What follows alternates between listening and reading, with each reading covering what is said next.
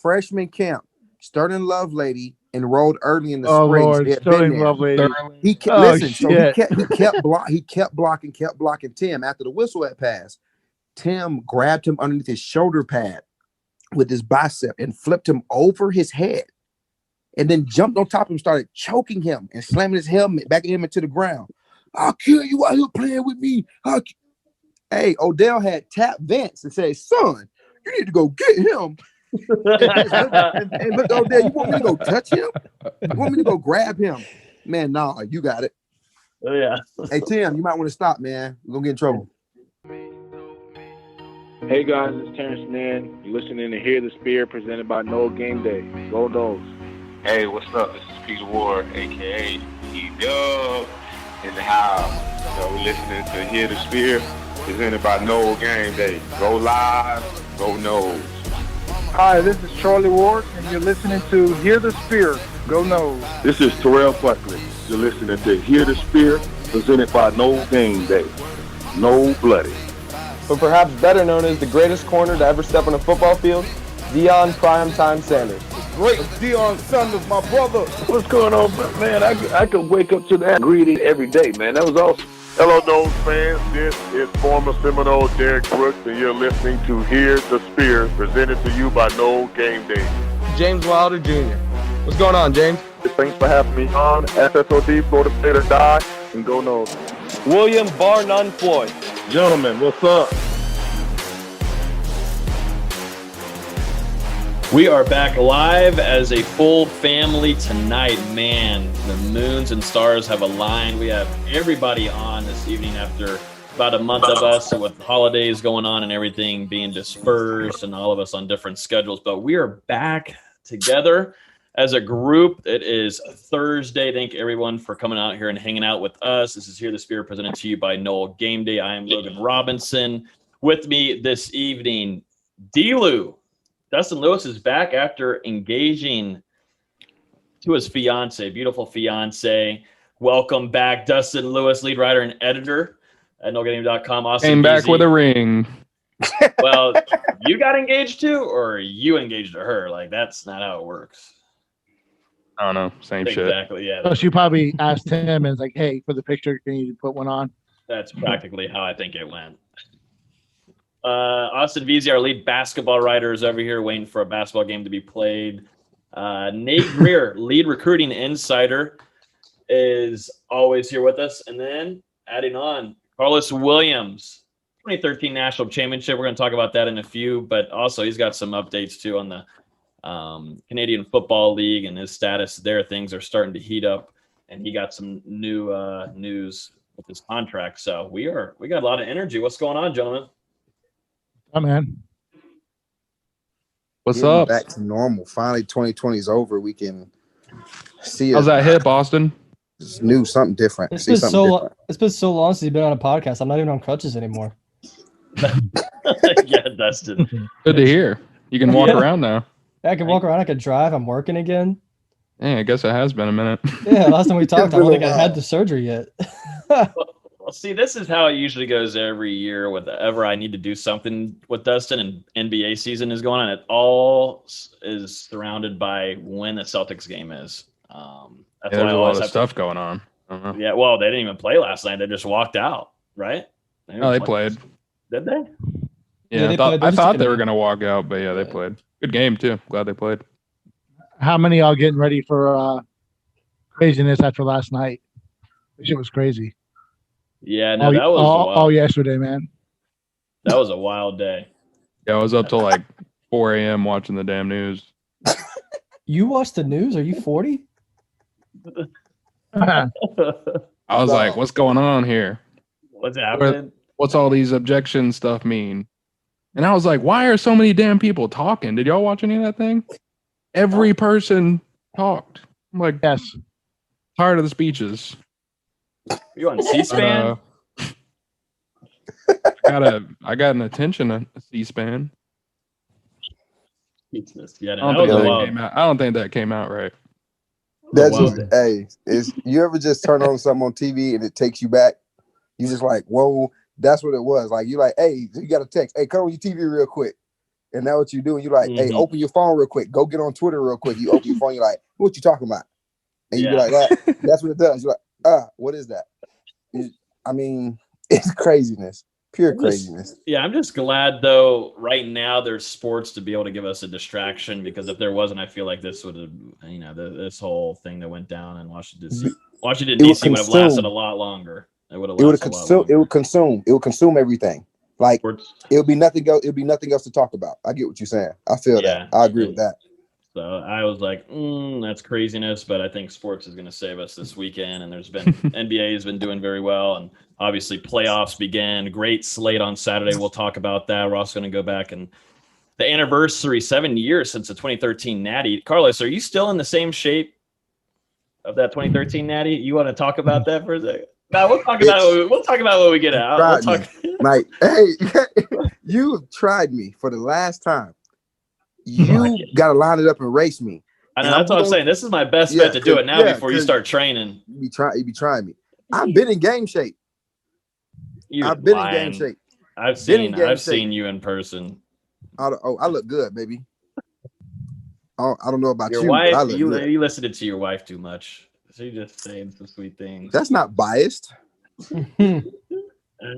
Oh man, college football playoff. We'll recap that. We're going to give our predictions for the national championship, and we can start off. Kicker Parker Grothhouse was actually a walk-on at Florida State. Just earned a scholarship that just broke out on Twitter just a few minutes ago.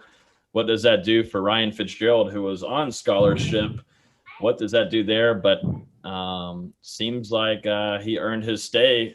And any takes on that one, Nate? Big news here. This is special teams. Kickers matter. Nate doesn't give a damn. I think that. You have any good analysis for the kicker? The walk-on kicker? Congratulations. I think that tells you the direction they're going with Fitzgerald. Yeah, interesting to see where that takes him and where his future lies. I mean, they pretty much benched him last year for pretty much most of the season after he missed, 2 kicks? Mm-hmm. So does he punt too? Does he punt or just kick field goals? No, I don't know. There's just 2 scholarship guys that kick field goals. Yeah. One of them is going bye-bye. Are these guys? Yeah. Is he gone now? Is he gone today? I think the same day that you give that guy a scholarship, you got to take his away. You guys got to replace it. Like, you don't have 2 scholarship kickers at the same time. You don't do that. No. I'm guessing probably in exit meetings, Fitzgerald probably told his staff he was leaning toward transferring, or they told him to probably transfer. Okay. And then that's why he's getting a scholarship. So then Fitz will probably, announce he's going to enter the portal within like a week or so, something like that. Yeah, okay. I was, because that's that don't make no sense. You don't have 2 scholarship kickers. You're wasting scholarships and money and books and room and board. I'm just saying, like, be honest with you. When we had did you ever use a book? When we had Casey Bates, I would rather Aguayo used to punt. Hey, Bertram, can you punt, please? Because he be shanking them. Like, it was bad. Beatty was not a good punter for us. I'll just be honest. So, at a year, he was pretty solid. No, I was his roommate. He was not solid. He was bad. He was bad. I lived with him. He wasn't solid. Don't. He wasn't solid. He was bad until his senior season. He was fine his senior season. That's why I said Natty season. He was all right. That wasn't his senior year. He wasn't hardly needed Natty season. I mean, Natty season, he wasn't really needed. He wasn't good. I mean, we faked the punt. We faked the punt in a very pivotal moment in the game. You think it was because he can punt? No, it was because y'all needed that first down. No, it's because he was trash. Our defense was top 3 in the country in every statistic. He was trash. We took a gamble. I'm starting to figure out that Kaysen wasn't a very good roommate to you, Karlos. Don't even. I guess you have some transgressions with this man. Hey, we're giving special teamers a lot of love this week. That's how I met my wife. Living with him. Has he punted? She was my leasing. She was my property manager. I used to go up to the leasing office and mess with her all the time. So that you're trying to get a discount where you're trying to get a discount. That's what you thought you were going to get out of it. You thought that's what you're going to get at. But look what you did. Look what happened. Yeah. No discount no more. Ain't no 3 discount kids. no more. Yeah, No 3 free kids. Yeah, no discount no more. Patrick Grant, Jensen. hey, Dustin, I think was teary-eyed when we talked about this in the production meeting. Grant Glennon, long snapper. Yeah. Intending on transferring. The goat is gone. Our culture is. Didn't he just That's start? done. Didn't he start at long snapper, or am I lost? Did he get hurt? Yeah. I felt like He got didn't we grade shirt somewhere, or am I tripping? He gray shirted a long snapper. I feel like we did. It may have been a few years ago, but I feel like we Shirted a did. long snapper. Well, no, Grant didn't play in the first game against Georgia Tech due to health things, and everybody knows what that was. He was going through protocol for COVID. Didn't play that game, but I believe for the rest of the season he was starting. And he's But a it's very Tallahassee weird. native. Tallahassee and everything. native. Yeah, I talked about this. I don't know where I talked about it, but Tallahassee native. He has a girlfriend here. He's been dating for so long, and she's also a local here. Family's here. All his family's here. Actually, I worked with him at my job now currently, so I don't know what the situation. It was get recruited weird. over him. Well, Well, dang, know who if the you guys are 5-star so was. close, why don't you reach out? I know. let him get his time. Let him get his time. When we're friends, let him get some time. Let him process the vibe. You can't just go after special I think teamers bringing like in that. Give him some time. He entered the portal like his dog didn't die. Go message the man. bringing in the number one long snapper in the country, and they're also trying to get another kid to walk on. How do you quantify long snappers? Grant Glennon was the number one top long snapper in the country. Grant Glennon was the top guy coming in. He was the best long snapper in the country when he was recruited. That whole criteria? the Cole's kicking camp, they have different metrics and stuff that they Snap measure. fast. How can you I did quantify a snap? Like what qualifies as I'm gonna a be honest. perfect snap? They do it by the speed. You got to do it like under a third of a second or something. Like you gotta. Don't ever do that. Don't ever do that again. Don't ever do that again. Don't do that. I hate everything about this. Well, we're all back. You can tell we're all back together. Yo. Oh But man, there's no number other one long podcast snapper that in the gives country. this. Great. Can't wait to see him. What's his name? I don't know his name. What does he look like? A long snapper? Aren't they like usually like they're like usually 5'8" to 6 foot? They're probably like 220, beer belly. You know what I'm saying? Way bigger upper body than lower body. Yeah, like just out of shape. They're just there to use the cloud of being on a football team to go hang out with chicks and say they play football. And that's all really you need. You just go tell a blonde chick at FSU that, hey, I play football, and I could just be a walk-on, and I will probably stay with her that night. Don't you think? I'm not gonna lie, I kid you my not. friend's a long snapper at a D2 school, and you kind of just described his ass perfectly. Yeah, and that's D2. Listen, I kid you not. In 2013, our walk-ons, they were elite. Like our walk-ons were type of guys. Like if you go up talk to a girl in the club, she's most likely already spoken for by one of our walk-ons. Like they were some elite guys. So that fits the narrative right there. Though, yeah, that's perfect. Who's the old long snapper that was at Florida State that was pulling all the chicks?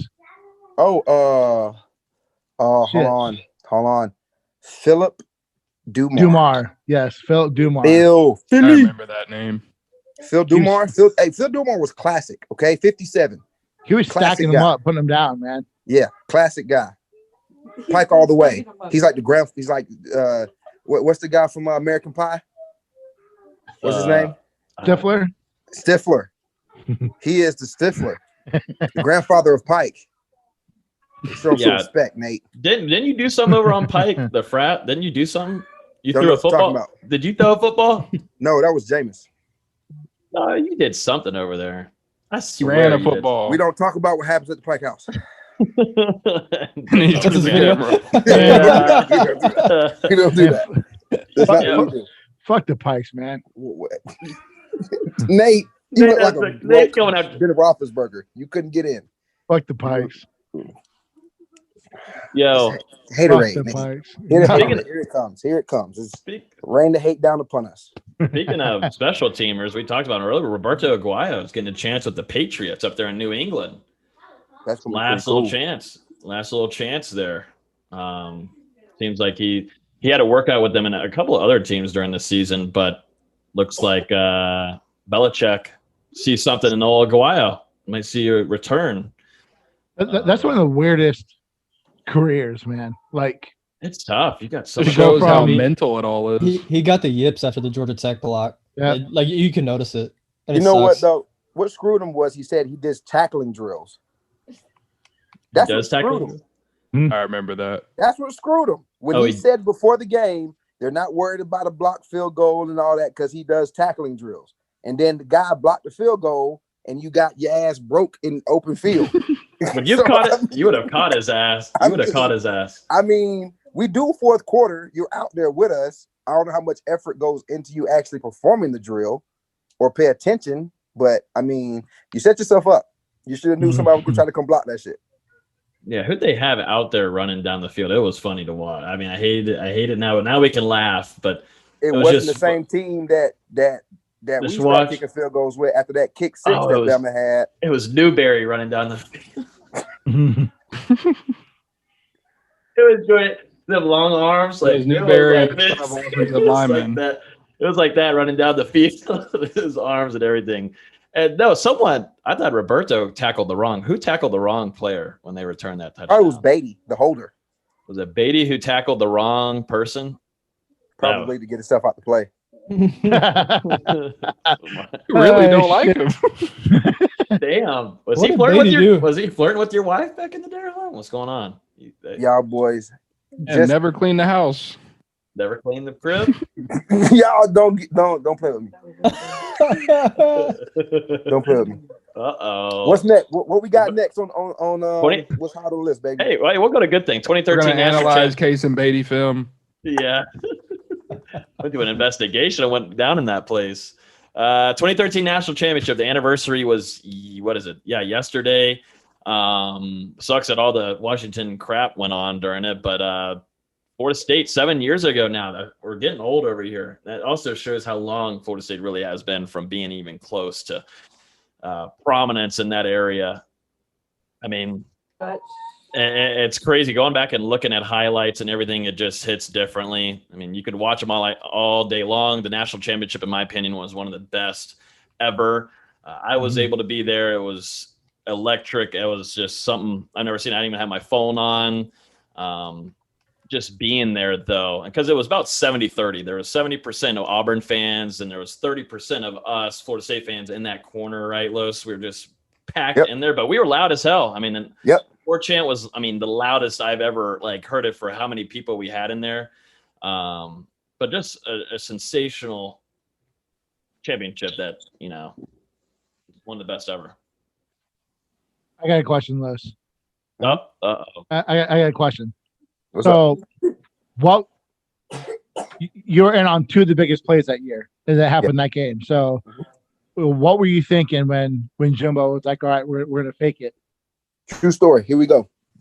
So, Coach Kelly is the special teams coach at the time, and I was special. Me and Telvin. I mean, he had a couple guys he would go to ask for suggestions. Telvin being a senior, he would go to Telvin a lot, Christian a lot, Jacoby a lot. Certain guys he felt like really took pride in playing special teams, and playing for Jimbo, you had to.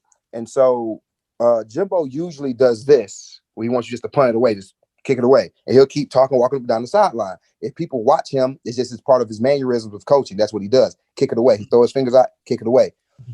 Coach Kelly on the radio, on headset was like, "Hey, you want to run, rock it." He asked me that early in the drive. If we get close, we want to rock it. I say, we cool. Punt team, we ready, let's run it. We cool. On the mic, he said, "Hey, we got a green light on rocket." Jimbo just threw his fingers, kick it away, kick it away. There was no real verbal confirmation. So as we're on the joke going on the field, we shift the formation. As the play snaps and the ball's tossed to me, you can hear him saying, "No, because I'm bellying back. As I start to get upfield, you can hear him saying, "Yes, get it." So it was real, not real clear communication going into that play call. But it worked out for our benefit. We had watched it all week and they were not set up for it. It was it was on Instagram earlier this week. Somebody had posted the clip earlier this week and they were like, "You realize that play was called and we ran it and we weren't even supposed to run it?" They didn't even bite on it. If you watch the play, Melvin Ray 82, didn't even run down the line of scrimmage. He stayed home. I outran him. Me running back so far made me outrun him. I wasn't even supposed to do that. And then on a kick return, if you're more than 3 yards deep in the end zone, you don't return it. Even in the NFL now, they're catching them 2 or 3 yards deep, like not returning them and taking a knee.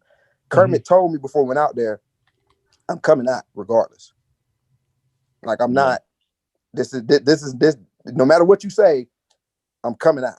He told you that before going out there on the field? The ball was kicked. We had a green light. Freddie came around.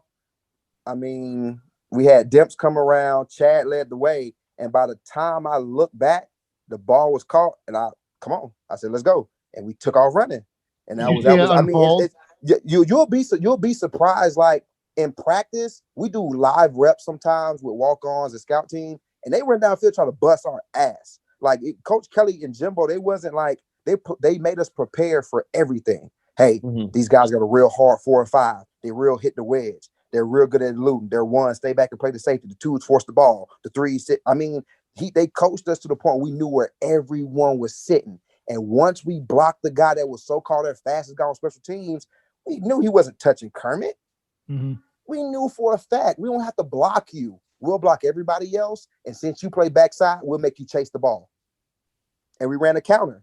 So we ran it directly upfield at them, made them squeeze, and we bust the left on them. I mean, it was a plot. We set them up for it. They wasn't ready for it. But just chasing him, chasing Kermit, man, you have no idea. Like I can only imagine. I've ran touchdowns and had people behind me. I wondered, like, I wonder like what that person's think, like what people are thinking when I'm running into the end zone, and I'm chasing Kermit. I'm like, damn, this son of a bitch is fast. Like I'm you were running running as fast as I can. I'm running as fast as I can. I wonder what that top speed was. But he wasn't running as fast as he can. Kermit got to a point where he can just stride and be comfortable and like kind of like it's like working out, running 110s in the track and like a track workout. Yeah. Just give me a good 75%. That's what he hit. Once he hit 75, he was like cruising. I was trying to get to him. I was trying to get there. People was talking about how fast. He wasn't running that fast. Everybody else, or we were trying to get there. Yeah. But just like when he touched the end zone, the end zone we scored in was silent because that's where they came out the tunnel. Oh yeah. That whole corner went silent. So the reason why I grabbed him and held his arms, talking shit, I was afraid of what he was gonna do to the people standing right here at that, like right here behind the end zone. You know, we ran into the corner, into their section. So I grabbed his arms. I never thought about it until like, damn, I really did grab his arms. I hope he didn't think I was trying not to let him celebrate. I just didn't want to do nothing crazy. Yeah, I was about to ask. Yeah, I was about to say, you have to hold your ass back. I was about to ask you why you were holding his arms back, because obviously y'all were running into the Auburn. That was just a cluster F of Auburn fans right there. And so Kermit always had that. Right into the Lions then. And then when did you see that hole open up? Oh, like that? Like a June Bride. Yeah. I mean, on TV, you just saw that shit bust open. It looked like Moses was parting the Red Sea, man. Y'all don't understand. Like, we had set it up for so long. Like, we had practiced it to the point where we were like, man, all we gonna run is counter left. That's it. That's all.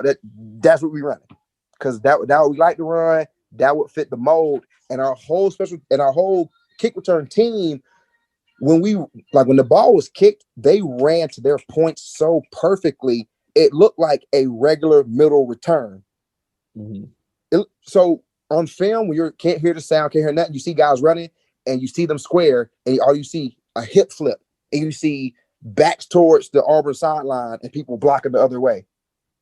And it's crazy because when you study football, I mean, you don't really pay attention to when you're watching the game. You just see the big explosive play. But when you're studying the film, you be like, damn, that's a hell of a coach. That's a well-coached team. Like, that team was prepared to score on this very kick return. They knew what they were getting right here. I loved hearing Kirk Hershey or whoever it was. I think it was Kirk, just showing the replays and then him saying, oh man, this Auburn player pulled a hammy or had a cramp. And we're like, I don't think that would have done anything for that. No. I don't think that would have done anything. Even if his hamstring didn't pull, you was not catching him. I was gonna catch you before you caught him. Yeah. I was gonna block him before he got there. I had to jump over him. He was gonna be blocked before he get a chance to catch Kermit. He was fast as hell. Oh. Yeah. Did you? Whenever Jameis had that, y'all had that last drive. Mm-hmm. But what was the feeling like on that sideline? Was this the first time of the season where you were like, "Man, this is gonna be it," or was it true that Jameis, y'all just knew that he had that kind of magic? Y'all see my goosebumps? I'm dead ass. I do see it through. I'm dead ass. Listen, it was such an eerie feeling because when I talk about Jimbo, and I got an argument on Twitter a week ago, like somebody was arguing about like, oh, I'm only like mad at that Jimbo went in the playoffs because he was my coach. No, because I saw that. He went out to A&M and earned the right to be there. He earned he doesn't matter. He should have been there. Notre Dame shouldn't have been there. You win the conference champ. You shouldn't have been there. You had a chance to rematch it, to go prove yourself a winner again. Lost. No, you don't deserve to be there. But Jimbo practices situational football so much, it's sickening. Like he is when I mean he's evil in the head when it comes to this football shit, not many people are understanding. Every situation you can possibly think of, he's going to put you in it.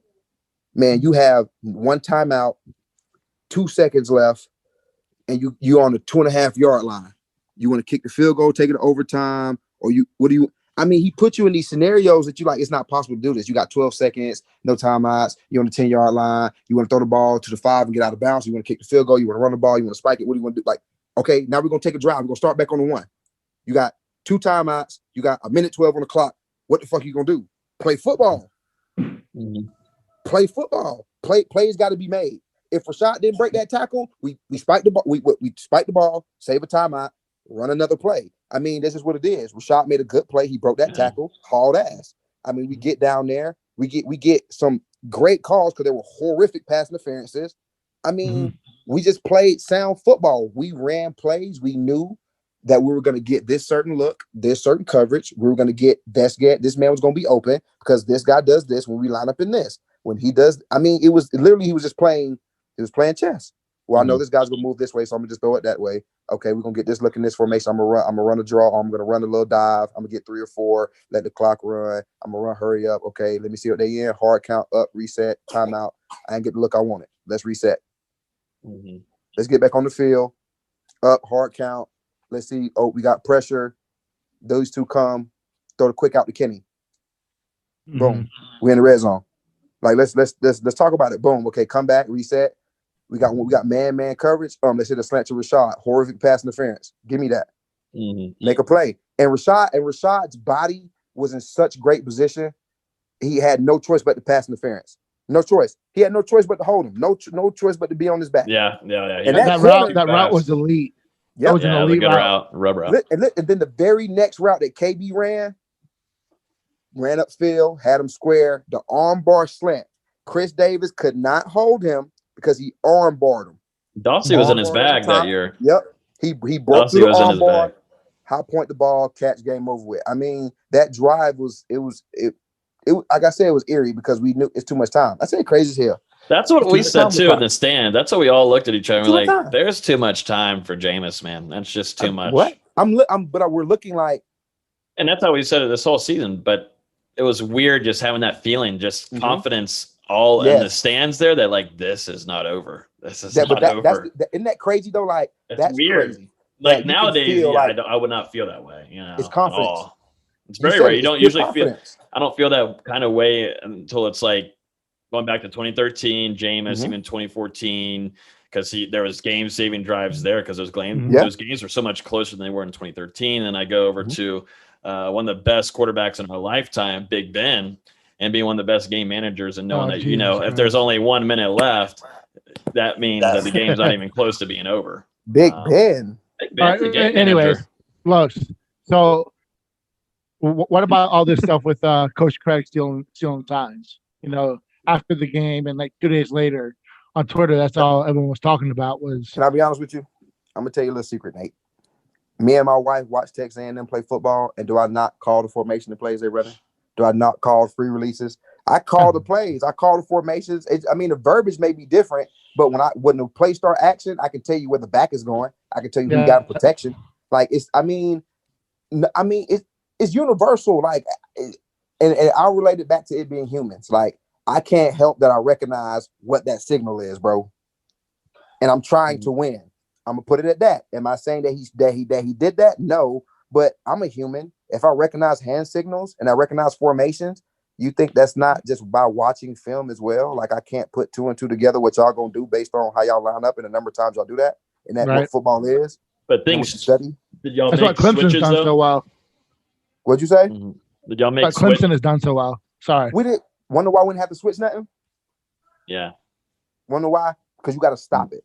So y'all didn't switch anything at halftime. You got to stop KB. You got to stop. What we stopped doing is usually when we open the game, we open up with hurry up. 2 minutes. Let's go. Before we touch the line of scrimmage, y'all know what the play is. When we get done warming up, when we come out the tunnel before Renegade put the spear in the Seminole head, we know what we're gonna run. We got a pretty solid feeling about what's coming. It's a game plan. Like Jimbo don't step on that football field without knowing what's going on. Like he know what he got going on. Like he's it's crazy what people think and say. But I mean, we just were prepared. It just was different. We just were prepared. It was, it's crazy. I wish I can let you feel the emotion. So you be like, wow, that's a real crazy feeling. But it's like, Jameis stepped on the football field and we were sitting on the bench like, man, how long will it take them boys to score? I wonder if defense going back out. Y'all going back out there? Man, shit, I hope we go back out there. Yeah. I hope we go back out there. Defense was ready to get some more of them. How fast can we score? Can we score? Can we score twice? For real, can we do it twice? The mentality you gotta have. We just were confident. We were confident. We had a it was a family there in that time period. As an offensive, defensive, special teams, I can tell you this right now: there was never a time where that house was divided. Don't get me wrong, brothers fight and argue. There's beef, but as far as like. No, there was nothing ever. Nobody was bigger than the team. Yeah. Nobody. People talk about Jameis and the yelling and all this stuff. That wasn't him being bigger than the team. That was him being Jameis Winston. That's Jameis. He's a clown. He like to have fun. He's outgoing. But he take care of business. He's a winner. Like he's a winner. He's a proven winner. And so we wasn't worried about that. We wasn't worried about him not going down the field and scoring. We wasn't worried about the play calls. We weren't worried about how much time was left on the clock. We were worried about what time we get back to the hotel so we can hit the LA streets. Yeah. Like, y'all go out? What'd y'all do that night? Man, my family was there. My brother Vince was there. He so you're all talk. You trying to get on here live and acting like you. We went out, but I spent more time with my brothers. Think about it. My brother won a national championship. Like Vince had just left the year prior, and think about that roster. We just won an Orange Bowl. Bjorn Warner, Tank Carradine, Xavier Rhodes, Vince left, Nick Moody. All those guys that just left. EJ, Lonnie. Chris Thompson. All those guys just left, right? And you run it back and go win a natty. I got goosebumps all over again. That shit is crazy. Like I played in 3 straight BCS bowl games, what I'll consider BCS bowl games. 2 roses and an orange. That's mind-boggling. And I helped my brother go to his first ever. That's mind-boggling. That's crazy. I spent time with family, man. We had a hell of a time. In the lobby. Guys were literally making the hotel doors revolve. It was just in and out, going to get food, going to the. We just wanted to have fun. We went to CLA, just have fun. And then a lot of people stayed at the hotel and didn't go nowhere. You had older guys. You had people calling you. Yeah. You know what I'm saying? You had seniors and stuff. Like you had like red shirt seniors who were like old compared to freshmen and sophomores at the time. Like they were. Let's go out, go hang out. Go chill. But it was a vibe. Everybody was on the flight home. Nobody was late. Nobody got in trouble.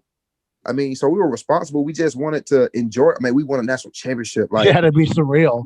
Did we just do this? What do we do? Like I said, what do we do? Yeah. Like, do we go to the LA Live? Do we go to Emerald and just eat an expensive meal with per diem we got? Like, what do we do right now? Like, do we sit in the hotel? Do we go rub the trophy? Like, what do we do? Like, do we steal all the roses in the stadium? Like, do we take every banner in here? Like, what do we do? Like, we don't know what to do. All we know is adrenaline is rushing now more than it was at kickoff.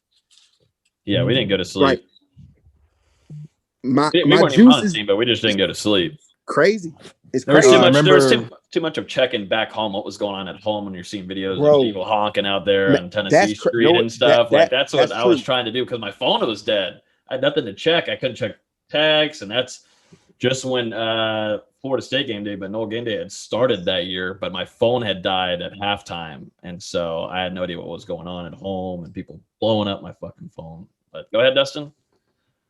I was saying my story is not as interesting as yours from that night, Karlos, but I remember the semester was starting the next day, and I did not sleep one minute. Like I was up the whole night. I was like in my bed, and I was like, we just won the fucking national championship. Like I was just sitting there like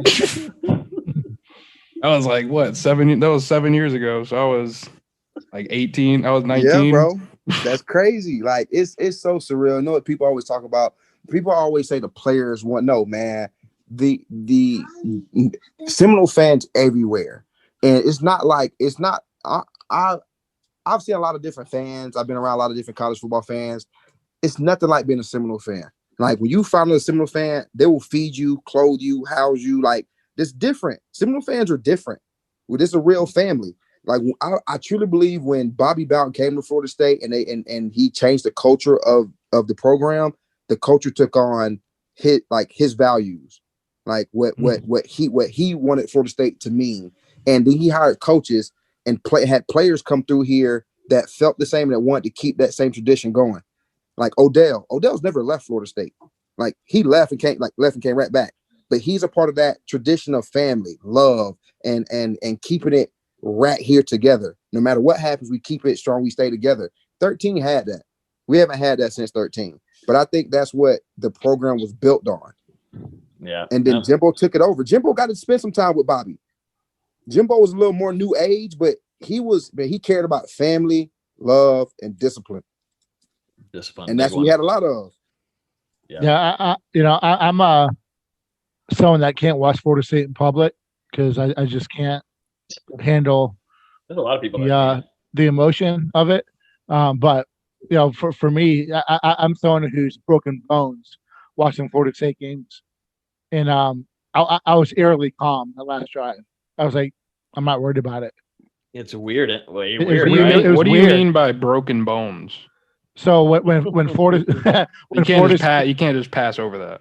When Florida State lost to Florida in the Sugar Bowl, I broke 2 toes by kicking the wall. Oh my God. When Florida State lost to Florida in 2004, the Ron Zook game, I was at a bar and I broke like 4 chairs. That's the last time I watched Florida State in public. Playing crazy. So we will not be watching any kind of game. Yeah, I ain't watching that with Nate. Tailgate. I'll just tailgate with you, Nate. I'll tailgate with you, but I've just learned I'm gonna get a chair hit on my head. You'll hit me with a chair. I just can't. I'll be there for that. I'm not as emotional as I used to be about it. Well, yeah, times have changed a little bit, just a little bit. But 2013, man, I just felt different. Yeah, it is. It did feel different, man. It did feel different. How you think that Rose Bowl felt against Oregon? That's another conversation. We'll do that on what date is that? January 11th, something like that. Yeah, don't want to talk about that one yet. I want to go. Somebody was taking my heart and taking tiny tweezers and ripping it vein by vein out of my chest. No, that was a different one for me. I was in freaking New York City getting ready for the ball. And they were so that? That was the 31st. That was the 30th, 30th. That was getting ready for the ball to drop in New York City. I was watching it in a hotel room on the 60th floor, and fuck, I might as well just go walk around town tonight, Mom. Bye. See ya. What are you laughing at, Dustin? Because that was a bad game. Yeah, no, that was bad, but at least I was in New York City where I could walk outside and be like, holy shit. Listen, y'all want to know the stats at halftime? No. It was close at halftime. Yeah, halftime was close. I had like 12 carries for like 75 and a touchdown. Dalvin was like 15 for 105. Mm-hmm. We ran the ball 4 times in the second half. Yep. We had those fumbles. That's what killed us. Yeah, I remember Dalvin fumbled like 3 times. Feed me. It felt like. If you feed me, we don't starve. You and I'll Cookie. make sure we all eat. Just feed me now. If you just let me be greedy now, I'll make sure we all eat later on. Yeah. We'll be back. We've been back in Dallas, and we'll. Oh.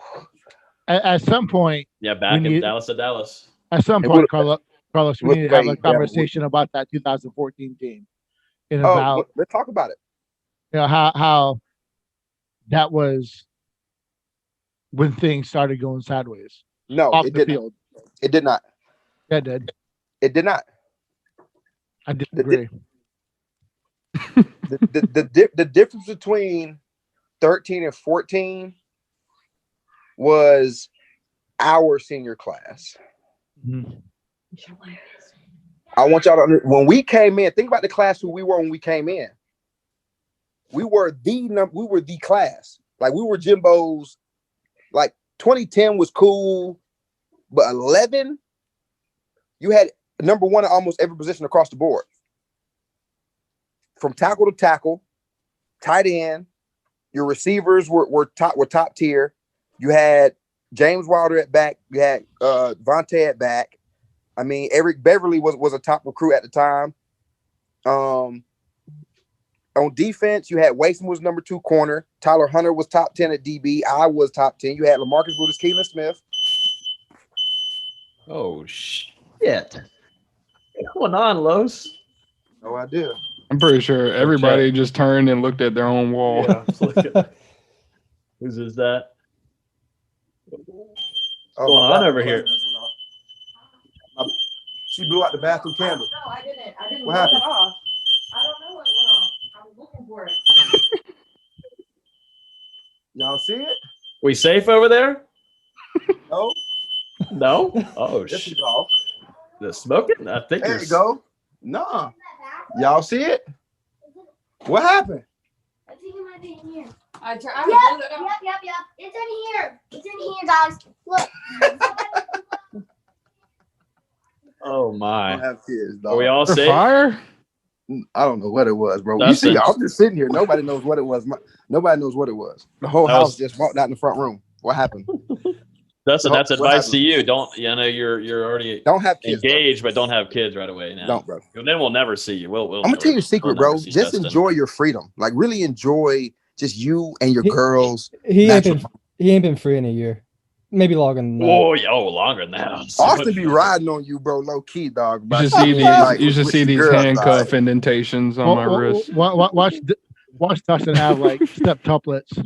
Oh my god, bro! Shit.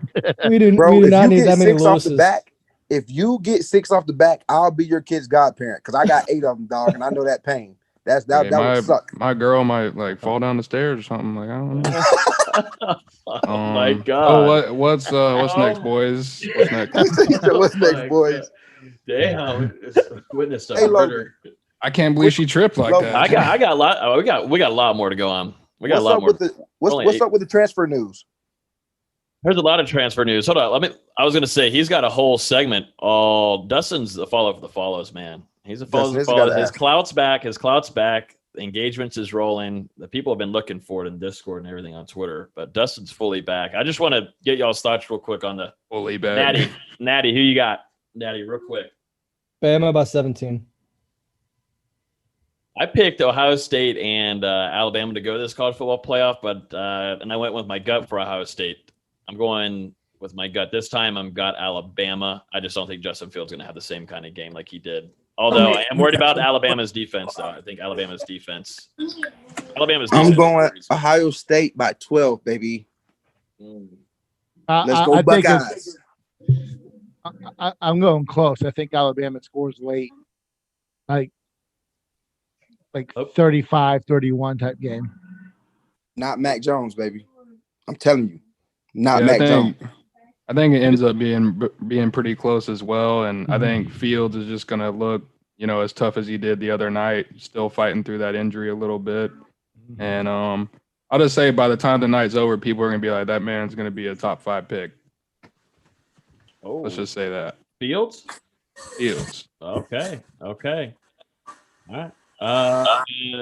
Let's see. Yeah, that game is on Monday night, so we'll see what happens. Hopefully, I just hope for a good game heading into the fourth, like late of the fourth quarter. Just give me those, please. End off the college football. Ryan Day's a damn good coach, man. Ryan Day's a damn good coach, so I think it's going to be a really close game. College football playoffs. Let's run through these real quick. Let's give our quick picks on this. Colts, Bills, Saturday, 105. Bills, man. Get out of here. Bills. Circle the wagons, baby. Circle the wagons. Colts or Bills, Nate? Bills. I'm going to be the only one and say shocker in Buffalo. Colts win. Well, Rivers can't win anything. Shocker. I said that too. Shocker, though. Colts win. Dude, it's going to be like 41-14. You know that, right? The Bills are going to smoke them. They're going to be disgusting. Their defense, they're going to step up. See what they did to Miami in Week 17. It's going to be think worse Buffalo's than that. playing good at the right time. Rivers ain't won nothing except more birth certificates. Let's just move on. And he hasn't cussed. He has never that boy got cussed. more That's kids That than man me. a condom. He's He got more kids than me. Him and Crow having a battle. He Yeah, got they more are. kids than me. Yeah, He got me beat. He up there. yeah. No, I don't know, but yeah, I do agree though. The Bills are on the right track. I don't know. I'm just had to pick one of the upsets on here. Let's see who else. Well, then pick We've Cleveland. got Buccaneer. Actually, no. Let me just run through like the early ones. Rams Seahawks Saturday 4:40. Rams Seahawks. I think this is going to be an excellent game. At Seattle. I'm going with Russ. Yep. Because golf sucks right now. Well, and we don't even know if Goff can play because he had the thumb injury. Even worse, because the backup, I don't know who he is. Hey, don't say that. I went to high school with him. Shout out John Wolford. And I don't The guy think with he the played LinkedIn too account. bad. I don't think Walford Well, played no, too he bad went this to last Bishop. week. He went to Bishop Kenny High School in Jacksonville, and then started at Wake Forest. Wolford.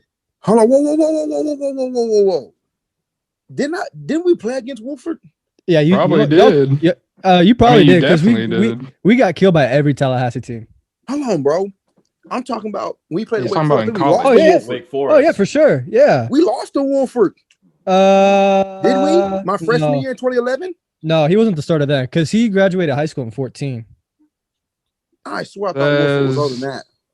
No, he started at Wake 4 years from 15 to 19, I think. Okay.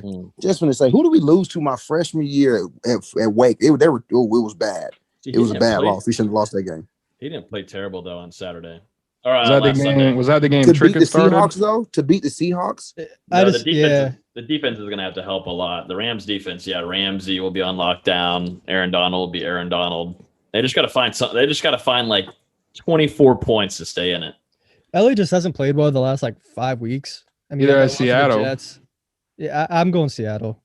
Yeah, I'm going Seattle over here. Yeah, I'm going Rams. John Walford GOAT. I mean, if Wolford pulls out a dub, I'm gonna be talking so much smack about my high school. Yeah, Seattle by 21. All right, last one on Saturday night. Buccaneers. Tom Brady versus the Washington football team. This is at 8:15 prime time. Who do you got? Buccaneers, Washington. Fuck Tom Brady. It's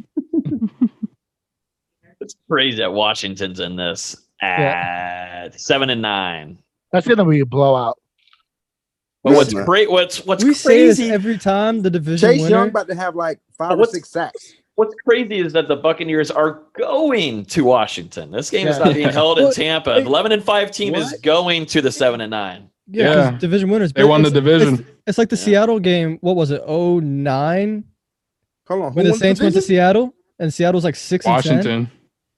Washington did, and of course the Saints did it. I forgot. The Bucks didn't win their division. The Saints did. No. Damn bastards. That sucks, dog. Who y'all You gotta got? go travel to a 7-9 team. Bucks or If Washington? you lose, that can make you lose on the road right there. I'm going upset because of how horrible FedEx Field is, and I'm saying I Washington. agree with you. That field is trash. Horrible. Played there my rookie year. Terrible field. I'm gonna worried about go- this one. I'm gonna go with Washington. Alex Smith's leg is better than Tom Brady's arm. Oh man. Okay. Alex Smith's leg is better than Tom Brady's arm. That's a meme. Wow, this is classic. This one worries me because I hate Tom Brady. I can't stand him. He's a piece of shit and he's scum under my fucking toenail. I hate him so much, but I'm worried AB's starting to heat up. They're finding their connection. They've got obviously Gronk. He'll be fine to play. And obviously they've got so many targets, Godwin, and that white boy. So I'm a little worried about it. I just need Chase Young. Can someone snap this mother out? I mean, don't hurt him too bad because I don't ever want to wish injuries on a player. Definitely a quarterback. What you doing? But let's. I know he crazy as hell. Can someone snap this man? What? No, just like snap him mentally. Can someone just give him a nice little lick? Like it just seems like nobody wants to hit Tom Brady. Like nobody wants to hit Tom Brady. Can Chase Young be the one? They know it's a 15-yard penalty and an automatic ejection. Yeah, I don't give a damn. Breathe on Brady, you're out of there. Yeah. But I got to go Buccaneers just to stay safe here. I want to try to keep my. But I think the Bucs win it. Nate. Fuck Tom Brady, but he's gonna win. Same here. Ravens Titans. We're heading into Sunday, 105. Ravens Titans. This thing is going to be a good game too. No, it's not. It's going to be a good game. Not. Rams, Seahawks, and Ravens and Titans are. It's not going to be a good game. It's not going to be a good game. Derrick Henry's going to get the ball 45 times and rush for 1,000 yards.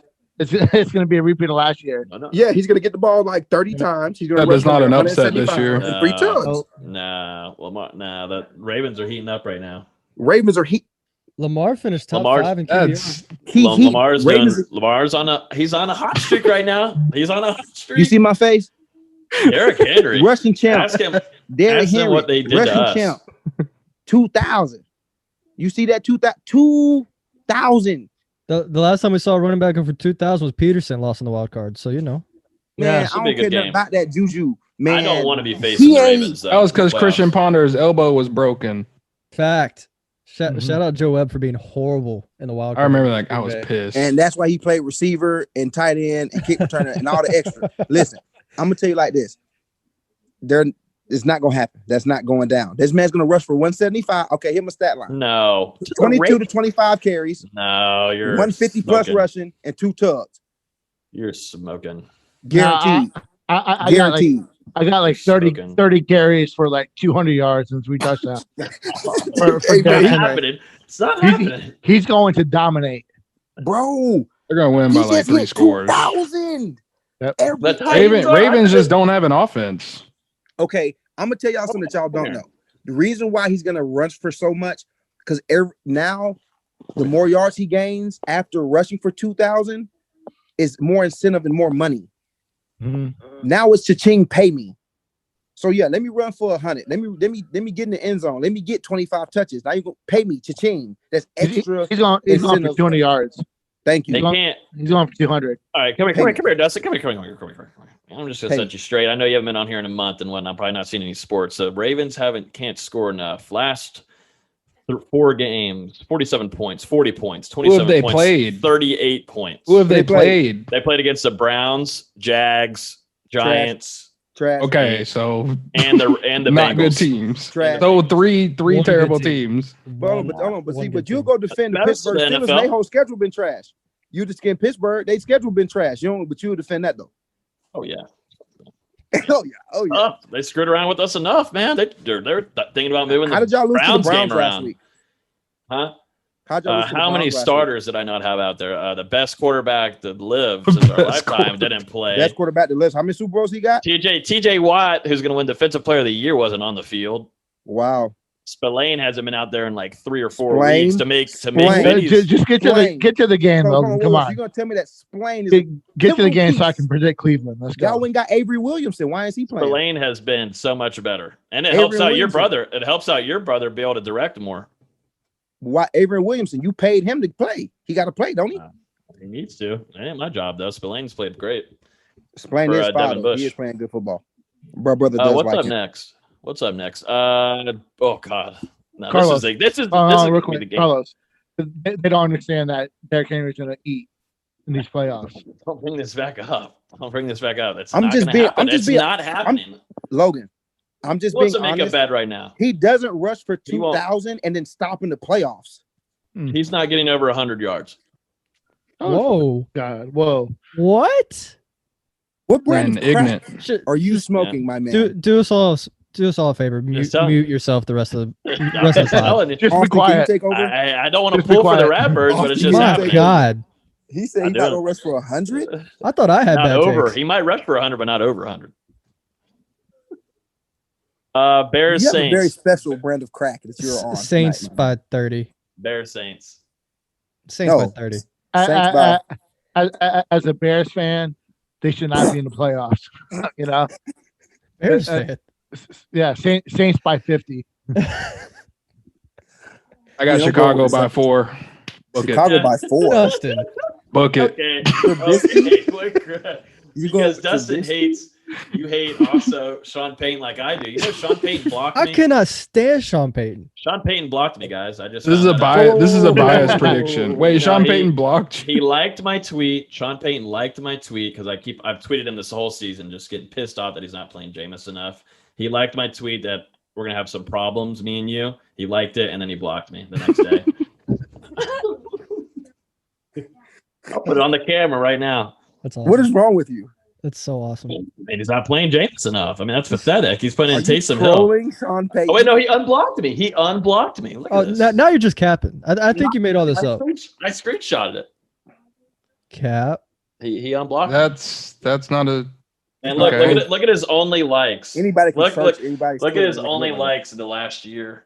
I'm sitting right there. They can't see it on camera, but I'm saying Yeah, I can't. at read Sean that. Payton, if the Falcons beat you because you didn't score enough points, because they weren't putting Jameson to score any points. Taysom Hill was awful. And he liked it, and then he blocked me. But I guess we're Gucci now. We're cool. He's like, fuck this kid.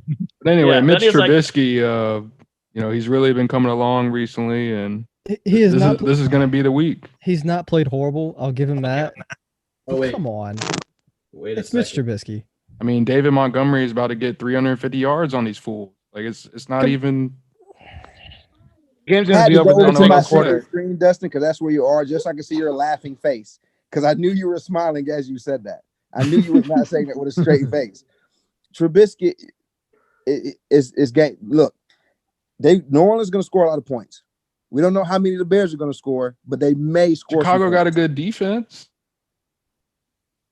Not like Sometimes. typical. Every now and then.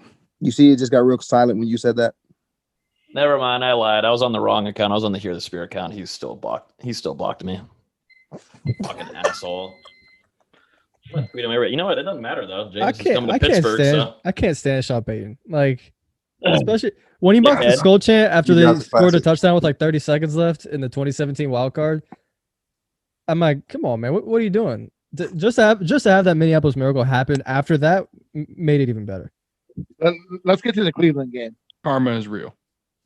For sure. Let's get to the Cleveland game. Saints by 30. Oh yeah, here we go. Saints by 30. Bears lose. Then grand finale of them all. Logo hits different here in the NFL. That's how it works.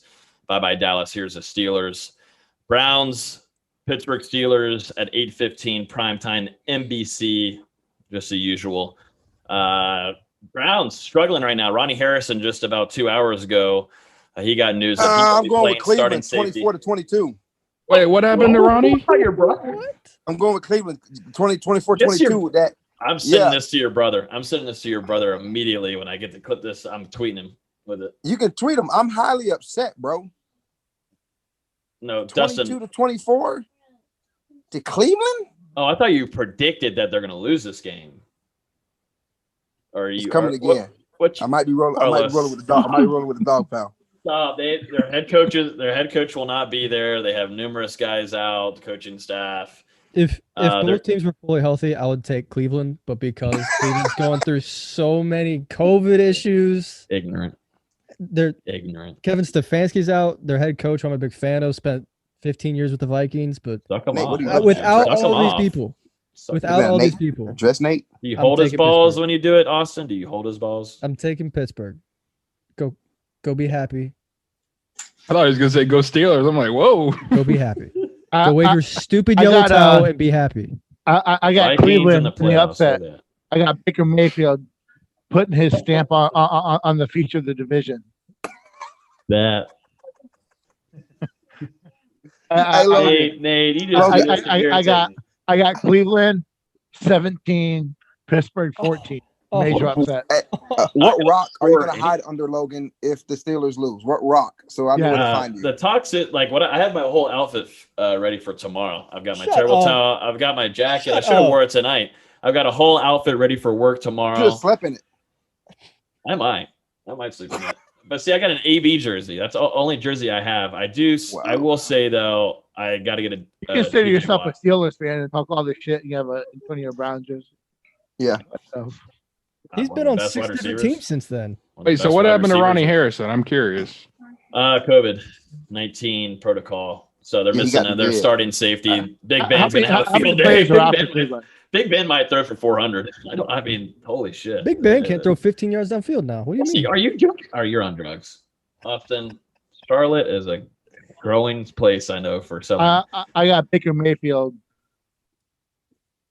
What's the stat line for Baker Mayfield? 303 touchdowns, man. 36 for 26, 315 and 2 tugs. 36 for 26? Dang, that's a good completion percentage. That's like 140%. That's like back-to-back passes. Like you throw one back, they give it back to you, and you throw it again.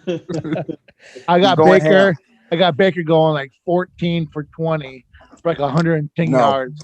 1 touchdown, 2 turnovers. What about for Big Ben? You throw Baker. I got Big Ben. I got Big Ben with a sprained vagina. He misses the second half. I got Big Ben spraining his vagina, and then he's out for mid first quarter, out rest of the game. His vag is hurt on a sack. Yep. I can't lie. That's funny. That's funny. Labia majora is sprained, and he's out. Listen, I'll be honest. I think the key for Pittsburgh to win this game is to run the ball efficiently. You have to run the football. Juju, is he a proven one? In my opinion, no, because he hasn't had the numbers as a proven one. Claypool's had the number 1 numbers. Johnson's had good numbers. Washington's had decent numbers. Like, everybody's getting a piece of the pie. There's no true number 1 in Pittsburgh. So you have to run the football. You haven't been able to run the football. So you're getting exposed on every level. Like, you can't do pretty much a little bit of nothing. Like, y'all just having to play great defense. You're having to play great defense. Yeah, Nick Chubb going for 200 for Pittsburgh. Like, how? That shouldn't happen. It really shouldn't happen. Get off the bourbon, Nick. Chubb rush for 200 on my brother, it's going to be a problem. Yeah, no, that's not going to happen. Spillane's back, too. That's going to help them. I mean, Johnson won't be able to run much with them figuring out with Vince Williams out there. I mean, being able to just take over his role fully instead of having to take over numerous guys. Like you said, like Juju is someone that I've been kind of off and on with the last 2 years, but I will say I did like his mentality in the last game. He's not trying to celebrate as much, and that's been a problem, obviously, for him. But he is a clutch guy. He's a clutch guy to go to. He's a clutch guy to go to if it's 3rd and 2. Because we have, for some reason, we have to throw the ball when it's 3rd and 1. Even, I mean, that's just the way that our offense is right now. We just can't run it. But I think it's 34. Actually, no, I think it's going to be Steelers 28, Cleveland Browns 17. Here's my issue with Juju. Juju is not capable of being the number 1 Super Bowl caliber receiver that Santonio Holmes was when he was there in Pittsburgh with Ben. Uh-huh. Juju is not. He like Ben only was gonna throw the ball to one guy. I ain't gonna lie. Y'all watch the play and see him look across the field. He was looking for one motherfucker, and that's 10. And he waited and he threw it into quadruple coverage. He found 10. And what did 10 do? Make the catch. Juju's not on that level yet. I'm sorry, he's not. Was AB mentally there? Yeah. I mean, a lot of things happen on and off the field. I don't know about his personal, but like a lot of things go on with people's lives that make you unable to perform at a certain time. And I understand that it happened to me before. But Juju seems to always have focus on football, but he's not at that caliber level yet. And he's supposed to be your number 1. I don't see him making I mean, he's a great football player. He's a great receiver, but he's just not there yet. It's too many other little distractions. I mean, people talk about Jameis was a kid. Jameis handled business in the NFL like a grown man. This kid out here dancing on logos, TikTok famous. The dog got more followers than people on Instagram, and you get your ass knocked the fuck out on a simple drag route. It takes you getting your head knocked off to stop dancing on logos. That's childish, bro. To be honest, that's childish. But that's what's condoned these days, though. That's condoned. It's different. Like, that's Everyone's okay. building their brand. They build their brand. Yeah, it's okay. You want to dance on logos, but them guys don't like that shit. Hey, bro, stop dancing on my logo. That's personal. And then when you get your head knocked off, you want to be in your feelings. You land there looking like Nate Robinson. Like, I'm just saying, bro. Like, it's a mentality. Yeah, you're a great football player, but you're not playing Pro Bowl caliber like you did 2 years ago. Now you look like trash. That's what I want to say to you. Like, you look like boo boo, not juju. Like, you don't look the same. Stop dancing. You mentioned the no stats. Numbers. You mentioned the stats. 800 yards this year on 8.5 yards per reception. And last year, 552 yards. Obviously, in fewer games, but not the same. It's still not the Pro Bowl year. It's not. No, that's what I'm saying. That's what I'm saying. He hasn't been what he was 2.5 years ago. And it's such a shame, bro. Because it's such a shame because what is allowed for him to do. Like, you're allowed to be on TikTok all day. You're allowed to be dancing. You're allowed to do all the extra stuff, right? You're not, but you're not putting up the same kind of numbers. But you're the number one guy. I know. For me, when you look at the playoffs, the teams that are playing the best at the right time are the ones that are gonna, keep it moving throughout the playoffs and really question. I think that the Steelers hit a wall, and I they may get by Cleveland. I'm just picking Cleveland because I want to give Logan some hell. But it's going to be tough for them in the playoffs with Kansas City and with Buffalo. I think those are the two best teams in the AFC.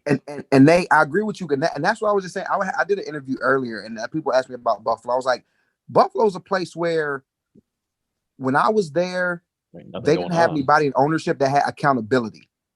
Nobody was like, I made a poor decision on getting these guys in. These guys were cancerous. These guys had fines and pay fines. These guys weren't accountable for this, and this. I made that decision. I'm gonna clean house and take. No, Bean came in there, and McDermott came in there and said, I'm gonna go find my quarterback for my system. I'm gonna find the face of my organization, and we're gonna build this house brick by brick the way we need it. I'm gonna go get a kid from Wyoming, 6'5", goofy looking kid, look like Drake and Josh. I'm gonna go get that kid and put him in a system that best fits his abilities, and I'm gonna build around him. I got Stephon Diggs, Colt Beasley. I got a couple slots. I got a good couple tight ends. I got 2 young backs and Singletary. Yeah, good running backs. Now. Yep. I got a defense. I got 2 Pro Bowl caliber safeties. I got 2 Pro Bowl corners. Mm-hmm. My I call it my triangle between Milano, Edmonds, and Ed Oliver. My triangle, my nucleus in my front 7 is solid. And then on the edge, I got a solid vet in Jerry Hughes. Where can I go wrong right now? They got one of the best corners in the NFL. And they're buying Davis White. They're buying into the blue collar system and the blue collar city in Buffalo, and that city deserves a championship. Mm-hmm. And the city, and they want one, and that organization is going to go fight to go get one. Good People should be worried about Buffalo.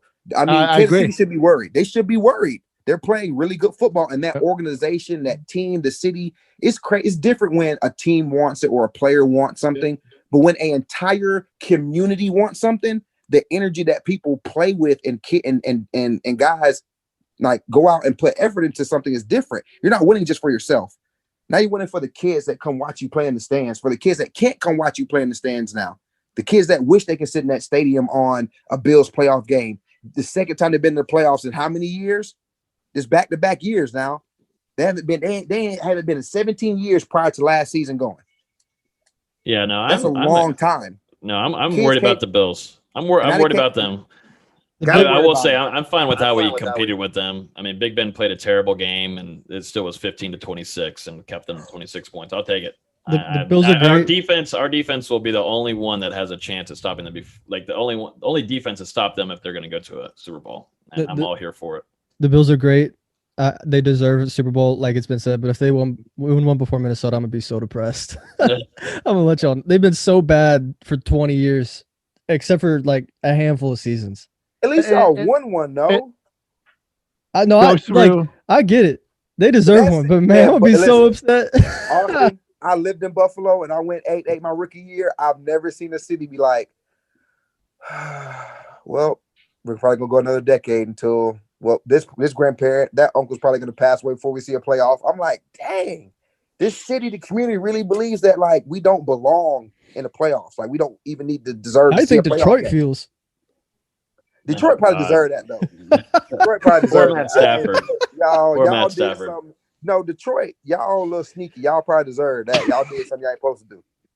Y'all be acting out up there. Dustin, It all goes through Mahomes. That's the word. What up? I agree. Before we turn into, we might just have to do an NFL podcast soon. Honestly, it seems like the playoffs right now. This is exciting. I'm looking forward to Saturday, Sunday. You can find my ass on the couch and a couple brews in my hand. Probably not a couple, probably a case or two. Florida State's pursuing multiple transfers. That's what you got logged here in the docket. I mean, things are heating up. Florida State has to. I mean, you lose so many guys scholarship, you got to look at the transfer portal, and Florida State has been hitting very strongly and very well the last couple of weeks, and it's not ending anytime soon. Yeah, and we've got a couple guys down here that the staff has been following as recently as Monday, and it feels like the higher priority guys at this point are a couple with SEC starting experience and safety Jamie Robinson and defensive tackle Keir Thomas, both from South Carolina. Jamie Robinson was actually in Tallahassee on, was it Monday or Tuesday? Either way, it was earlier this week. You didn't get us a chance to answer you. I could. Well, it don't really matter. He was in Tallahassee earlier this week. He visited campus, met with a couple FSU players. I think he did an interview with 247 and said he was here to just visit with his friend Jerry and Jones and just kind of have a good time. But he wasn't following Jerry and Jones on Twitter until the day he came to Tallahassee. So I mean, how good a Who friend we talking about? Jamie Robinson from South Carolina. Yeah, Safety. We need some DBs. I'll tell you that. I don't mind. I mean, I don't know how you guys feel about transfer portal, but honestly, it's bittersweet for me watching kids go to schools and then having to transfer out and try to find a new home. I get it.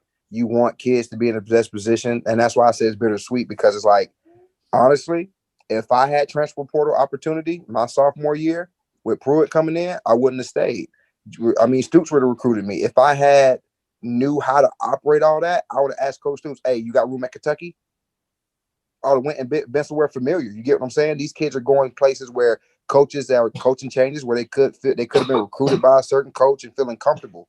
So I mean, I seen the kid from Kansas. We just he's gonna transfer down here. The receiver. Yeah. I watched his film. He stretches the field. That's a really talented kid. I seen his film. I followed him on social media. I mean, I've spoken to him in the past week or so. I mean, it's crazy seeing it happen so fast. Like 1 minute you're playing at a team, and the next minute you're already in the portal and you're signed to a new team. I mean, it's crazy. It's crazy. Durden, for sure. Sorry, you didn't get the note on it, Lois. You weren't here, but Durden to NC State. No, not anymore. Not anymore. Well, he said something like "no longer have a home" or some shit. Oh, he tweeted something. Well, I thought that was just like he's finishing up school stuff Durden here. they weren't taking no D tackles? How would that make sense? They took Shelton from Penn State. I know, but they told him that they weren't taking no more. They kind of told a little lie to him, a little lie. Tell us something. He thought he was about Durden. That's a shame. Thought he was going to the crib. Almost went to Santa Fe. That's a shame. He almost went to NC State, but he going to Homestead University. Run through the rest of these, D-Lo. There's a lot of names on here, but I think that Jamie Robinson would be, address a massive need in the back end. There's still question marks and depth issues. And here's could he be a day one starter? Yeah, absolutely. After watching his film, could he come into this defense and make an impact? I'm not saying he is, but he reminds me of T. Brooks a little bit. Ooh, I love T. Brooks. I think it would be him and Travis. T. Brooks are one of the most safeties. underappreciated players at FSU. Yes. T. Brooks is so underappreciated. Where does He's that still move? in the NFL. Does that mess with Renardo Green? I think Renardo should be a corner. He is. I thought he was a corner. He played safety a little bit last year. He played safety. Yeah, he did play a little bit both. I think Renardo, Travis Shea, and if they can get this Robinson kid, is a great start at safety. Who Get your replaces jammies Sante? Do what? Who replaces Sante? It's a don't discussion know. for a whole nother podcast. That's a I whole like other. Three's a slot. I think he's so much better as a slot corner. You like him in the Brownlee? nickel? You like him in the nickel? I do too. I though. just ain't like moving. gonna I lie. like moving him in the inside on too. nickel because he Yeah. does so much. He got I don't size on think his team. Brownlee He can is tackle. I don't think Brownlee's an every down corner. I think he's an inside guy. I think the kid they got from Arkansas could be an answer. I think if they can hold on to Dent, Mhm. I'd like to, if they think- can hold on to Dent and hit him. And then I also, Dotson. Dotson. I was about to say, I'm interested to see what Miko Dotson does when he's healthy. Maury Tate as well. I mean, there's some dudes there. You know? There's going to be a fight. There's going to be a good. I mean, it's how it is always every year. It was a huge offseason for defensive back units. That's the best. It's all need more of it. If you go look at the roster, go look at the Florida State DB room in 2011. Just look at the fall DB room and go look at just go look at the name of people. Xavier Rhodes, Greg Reed.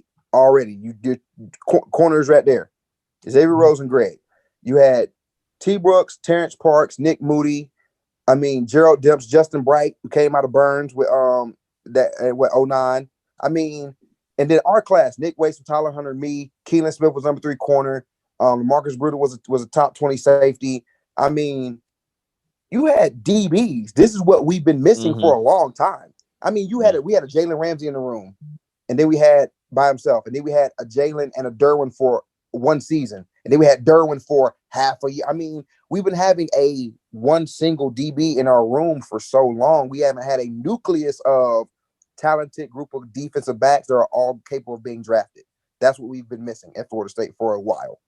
Yeah, we haven't had a nucleus of defensive backs that play together consistently, that perform well together, and that's been ridiculous. Like we have a great group of DBs at all times, and especially the fact that Norvell likes to carry a lot of DBs on the roster for special teams.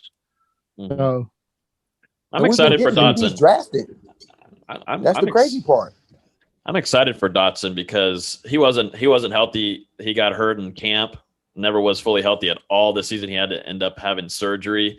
The year before led the nation in interceptions. He obviously has great hands and great ball skills to do that. And, during his film and PT he had this season, I thought he was in the right spots at the right times. And he showed flashes to me that were, okay, whenever camp starts, I would expect him to be a starter, and it's practically who is going to be the other guy on the other side. To me, I think Dotson, in my opinion, is a starting corner. Nate, let me ask you a question. What's up?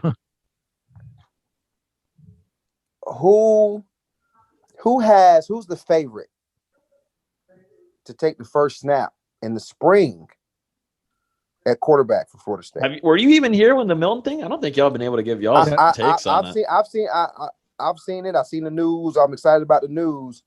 I just want to hear Nate's perspective on what's coming next, because how we ended the year, we didn't get to play. I mean, Travis had an up and down year, performed rocky up and down, but had shown that he had the capabilities of running Norvell's offense and having some success against opponents that we didn't think that we could compete with.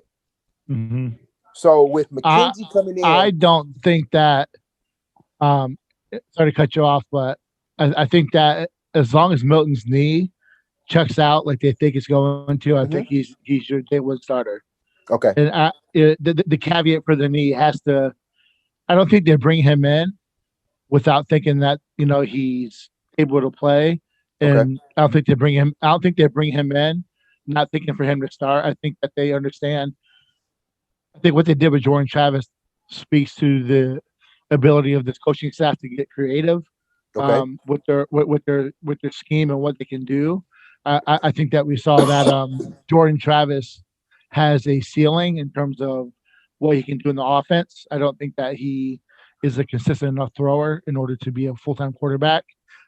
I do think that he has a role on this team somewhere. He's too special with the ball in his hands. You got to figure out how to get him the ball.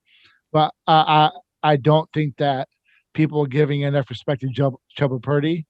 And want to see what he can do healthy. Okay. We'll So see.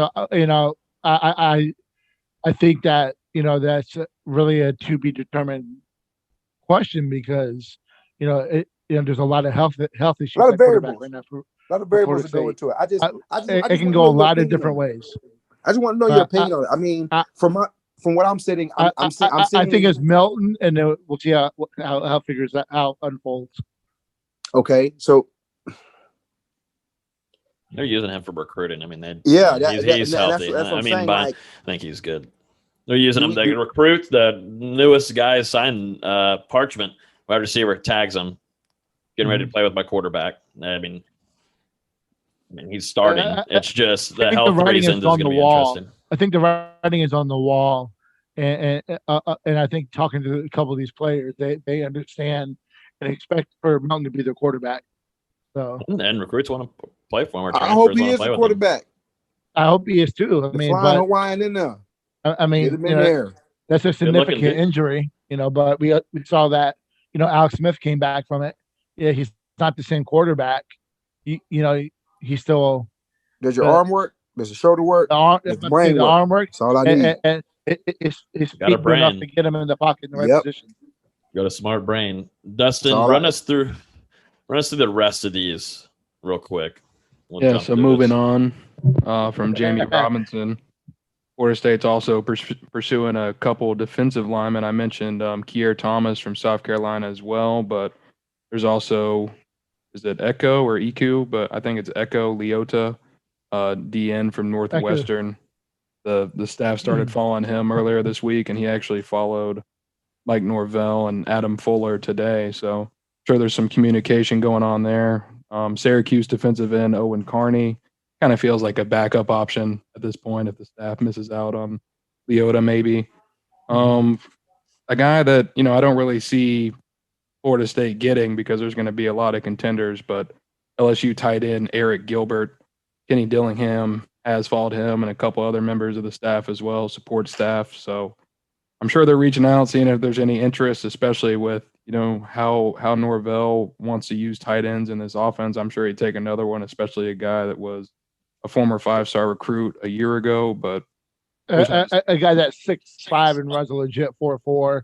Yeah, freak athlete. He's a freak. Yeah, you take that every day, you figure it out. And then, finally, there's two receivers as well. You got San Jose State wideout Trey Walker, who was very productive during his time with the Spartans. He had almost 2,800 receiving yards and 12 touchdowns. So, and also Oklahoma receiver Charleston Rambo, who started 24 games over the last 2 seasons for an Oklahoma team that made the playoffs both years. So obviously that guy, he could be a high quality addition as well. And K-Camp has actually followed Kier Thomas, Jamie Robinson, and Charleston Rambo. So take that as you will. I think we all know who K-Camp is, makes the commitment graphics for all the guys. And really just going to have to keep monitoring this list, and there's going to be guys that get added to it. What is it, Nate? Florida State has 6 open spots remaining right left now. Well, 5 now if you include Growth House being on scholarship. Well, but if let's say that's going to be a wash with Fitzpatrick going out, so you still have your right. What if he don't go out, bro? Yeah, he's going to have to go out. Yeah. What if he don't? You can't have 2 scholarship kickers. I'm sorry. Something's going to happen there. Like 2 scholarship, bro. What? Yep. Yeah. But apparently Rambo's down to Carolina and Florida State. Apparently, that's the rumor mill. North Carolina. Yeah. I'd feel so much better if he came here about our receiver room. We talked about it a few weeks ago, how bare that wide receiver room is looking. Then you get Parchment. You bring in Rambo too. That receiver room is looking so much better. Hey, and Rambo is a playmaker. He's a dude. That is a dude. He's a playmaker. I like Trey Walker too. Yeah. I would honestly, I'd take either one of them. And then if you add Destin Hill from the high school class as well, which Nate, I think you could talk more about about Florida State's chances there. Then it feels like Florida State comes away with a really solid looking wide receiver core entering the 2021 season, especially under Milton as well. I mean, yeah, I mean, for real quick on Kier Thomas. You know, he was committed to Florida State. He's Matthew Thomas's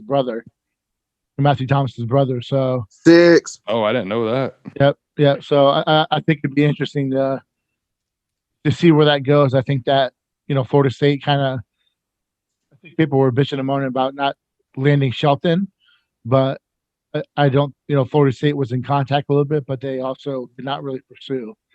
And I think with, you know, Thomas, you know, he's a one gap guy, and that's what they want to do on defense. So it's all about fit, and I think that they've been smart in the portal. You know, when you look at the high school ranks, you know, there's really only 2 to 3 guys that are left that they're really targeting. You know, you have the tackle.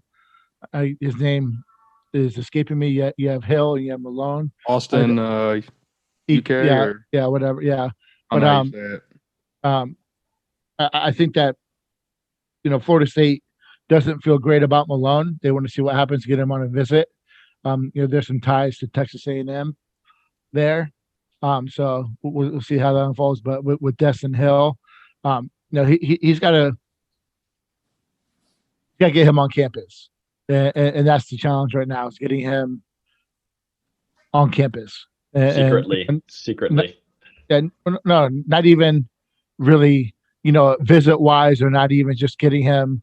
It's making sure he takes care of what he needs to take care of in order to play football in college.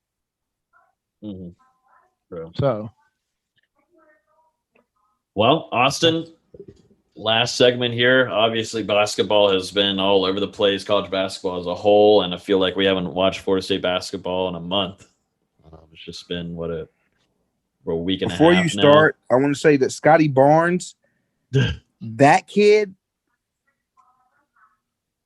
damn, can't make a free throw. Nasty. Shut up, D-Lou. That kid's nasty. Mike, with the hot socks, no, he looked like he played back in the 1950s with them hot socks. I like the socks. But listen, he's out there putting on, he making examples of people. I like him. No, he's not. I mean, it's been nasty. It's been fun watching him. If he was more aggressive, he'd be one of the 10 best players in college basketball. And you think that will happen? I mean, you think he's just young? Couple more games. He's just young. He's trying to figure out how to play the point guard position, trying to figure out how to get people involved while still keeping himself involved. That's what Trev Forrest was so great at, was he could get everyone involved, but when we needed a basket, he could get it. Barnes is still figuring that out. We saw that at the end of the Clemson game, where he needed to get downhill. Jesus. But I also will be remiss if I don't mention that Travis Hunter is the best player in the 2022 class. Oh God, that kid is nasty. But go back to basketball before we go off on Travis Hunter. We can talk about him for 30 minutes. But latest with basketball, Austin, have you heard anything? What's going on there? It's been a while. So obviously we're under COVID delay. It came out late last Friday that the Duke game was going to be postponed. After we heard Coach K wasn't going to be at the game, we're all thinking, oh, here we go. Florida State's going to win by 15 or 20. Mm-hmm. Then 2 hours later, the game gets postponed because of positive test in Florida State's camp, plus contact tracing. Now we're just in delays. Syracuse game was delayed on Wednesday. Pitt game for Saturday has been delayed. I wouldn't be surprised if the UNC game, like going all the way to UNC next Saturday, is postponed. And then we're looking at maybe Louisville on, what's that, Monday? The 18th? Yeah. That's likely going to be your first game back. Just because of the way the ACC has been dealing with COVID and what they're making their restrictions do. It's either going to be UNC or Louisville, from what I'm hearing, which sucks because Florida State needed these games. Mm-hmm. Duke, just from a name win, you need that. NC State's a good team. I think we were going to play them on Wednesday. That's a good team. That's a good resume building win. And then Syracuse and Duke, you know, Syracuse has played some good games. They lost to Pitt last night or the night before, but that's a good team. That's another potential resume building win that you could have had on the road. Yeah. So it hurts not to have these games right now. And Dustin, you're not able to go to the Tuck either. Like, what are you doing? Are you all right? Everything's gonna be okay. Yeah, hopefully for the next home game. Well, I can't go on the 23rd. That's my grandpa's funeral. So hear about that. Hopefully Wednesday the 27th, I'll be able to go for the Miami game. Send that to me. He's laughing over here after Dustin just laid a sad bomb on it. I know. Like, I don't think he's laughing about that. I'm gonna miss it at my granddad's funeral. Like, whoa, you just gonna slide by that and keep talking? I'm sorry for your loss, bro. That was a very casual. Yep, can't got a funeral that day. Well, I was just going through my mental calendar. I got you, Brody. Sorry for your loss, man. That was a big one. Sorry for your loss, bro. That was a big one for me to push through. Yeah. What? Anything? Dustin just said what? What did he say? You already said. Oh. It was talking about when he was on the toilet, it was hard for him to push through.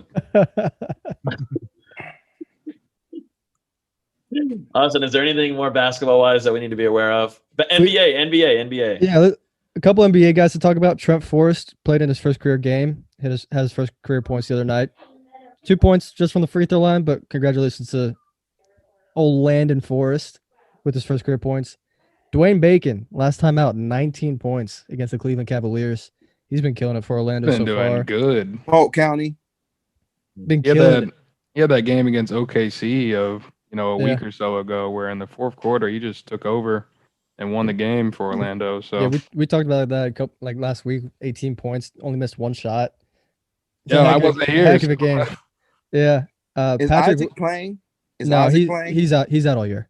Okay, he's out. He's going to be out all year. Yeah, they already got the medical hardship for him. Okay, I he got paid though. He got his bag. I haven't had a chance to watch him to watch any basketball for real lately since it started. So I didn't know if he was going to be able to play this year or not. Now Orlando's got both him and Markelle out for the whole year, which sucks. Yeah. I just seen his on ESPN. Oh my goodness. They both happen the same way too. Both non-contact, just trying to plant. It sucks. But I mean, that poor kid. I mean, he can't catch a break. Like he was playing so well this year too. Just aggressive to the rim. Aggressive to the rim. It's the most confident he looked since college. Yeah. I mean, I think being hurt and then coming to Orlando, being able to rehab, and then having a young team with you, and you're young, and y'all all are playing and learning to play together, I think it's a little bit of extra motivation. I think he was getting his confidence back. Mm-hmm. Yeah, no, I agree. A couple other NBA guys. Patrick Williams started every game, averaging double figures, 10 points a game. He got hurt against Sacramento. He's in concussion protocol, so he's day to day, but everything. Austin, why was he on the bench at Florida State? Why did he come off the bench at Florida State? Because and how did that project him into being a first round pick? Like, help me understand how that relates. Like, he finished games. Okay, it doesn't matter who starts for Florida State. If you're in that Final Five lineup, you're a real guy. That's what happened with Fiondu Kabengele. He was finishing games probably sooner than he should have, like against Xavier in the tournament. But if you're in the Final Five for Florida State team that won the ACC, you're a real guy.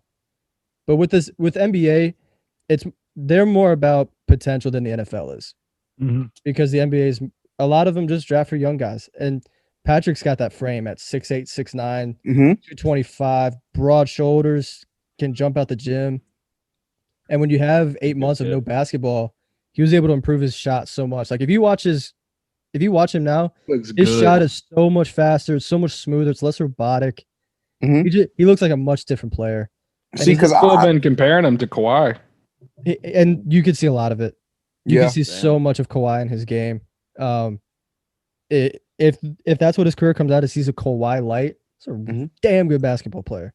That's crazy. I just didn't understand how that worked like that. Because I've seen people come off bench and stuff like that later in their career, as they get older. But in college, I'm like, they said this kid wasn't even a starter. He just got drafted in the top 4. Like, what the hell? I've heard a lot of NBA fans were like that when he got drafted too. And now that they've been watching, they're like, this is a guy.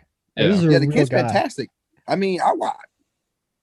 Oh, buddy out here putting on the show. Like, oh, he's serious. And then you got 2-4 for the Spurs. When I first watched him play at Florida State, I had no idea who the kid was. The kid went above the rim. Like he just went head above the rim. Oh, game over. We all thought he was redshirting when he first came in. Like he when he signed, we're like, hey, he's probably gonna redshirt for you because he's this lanky kid. I mean, you think he's lanky now. When he showed up in Tallahassee, he was maybe 160. I mean, he was tiny. But he was lighting up scrimmages. I mean, and this is when like Brian Angola was still there. Dwayne Bacon was coming back and playing. pickup. Like guys were still playing, and he was still getting his own buckets. Recruiting. And then as the season went on, you're like, we got to play this guy. Like he's just too good not to play. And then he rewarded himself at the end of the year. Hit that big shot at the Virginia Tech game in the ACC tournament. And then last year he was just dominant all year. It's pretty awesome though watching Florida State guys transition into the NBA. It's been a while since we had some Florida State guys in the NBA. You know what I'm saying? Load up, man. We had 8 guys right now. I mean, we got a lot of them right now. I mean, a lot of them. I mean, when I was at Florida State, we didn't have that many in the NBA. What I'm saying, like we didn't have that many guys that I knew. And that was that. Yeah, know what I'm saying. We had Carl White. I mean, that's the last one. He was with the Heat last time. Yeah, he was in the NBA. Yeah, when you were at Florida State, it was probably Tony Douglas. Carl White. I think Al Thornton was still in the league, maybe. Yeah, we had Douglas who played in the earlier 2000s, like in the teens. But now it's captured. No, it was different. That's what I'm saying. It was different. So it's different seeing and learning about how college basketball works. Because when I was here, we were decent, but Florida State wasn't how we are now. We weren't looked at the same. And they weren't developing guys to be potential pro players. Like they're developing them to be great college players, but now they're bringing guys that just have so much length and athleticism and can shoot the three. It's a completely different program than what we saw a decade ago. They're progressing so much faster. Yeah. Like Al Thornton was like the last guy, that was really like a freak. Wow. And now Florida State's just producing them. Thornton was awesome. Thornton was so much fun. And he was someone that got me into basketball. I mean, just watching him play at Florida State, he did so many great things. And then watching the program develop when I was there, the coaches are showing like Kabengele his tape saying, hey, you need to watch his footwork here and do that. And we saw what happened to Fiano Kabengele. He got drafted first round. Mm-hmm. Yeah. Any more out there? Speaking of Vassell, last game out, 12 points, 3 or 4 from 3. He's going to have a lot more opportunities because I think it was Derek Brown that got hurt for the Spurs. They got someone that's out for like 5 to 6 weeks. So he's going to get a lot more opportunities here. And then Malik Beasley's been freaking killing it for Minnesota, averaging 18 points a game. I love it. I like that mentality he has right now, man. After that little start of the offseason. He's got to. Man, like after that offseason, how can you not go out and average almost a dub? Hey, Logan, you know what we forgot to talk about? Steph Curry. No, Leroy Butler. Hall of Fame finalist. Finally. Back-to-back years. Yeah, I was about to say he was last year. And I'm like, well, he told you to bring your own notes tonight. You were supposed to bring that. Who, me? Yeah. Man, fuck that, man. Just get in my head. One last basketball note before we get off of here. Everyone's been talking about the West Virginia transfer, Oscar Tshiebwe. Sorry if I'm butchering that name. Talented kid. I don't think we're going to land him. It kind of seems like he's leaning towards Miami right now. He's from Florida. He's been hanging out a lot in Florida after he left for West Virginia. But he could play right away at Miami just because of how bad Miami is right now. They have no depth at all. Whereas with Florida State, he's not a guy that strikes me as a guy that wants to just play 20 minutes a game. Yeah. Nah. Too much talent here, baby. We're going to warm up. We're going to get back in the season, hopefully sooner than later. I'm ready to watch some basketball.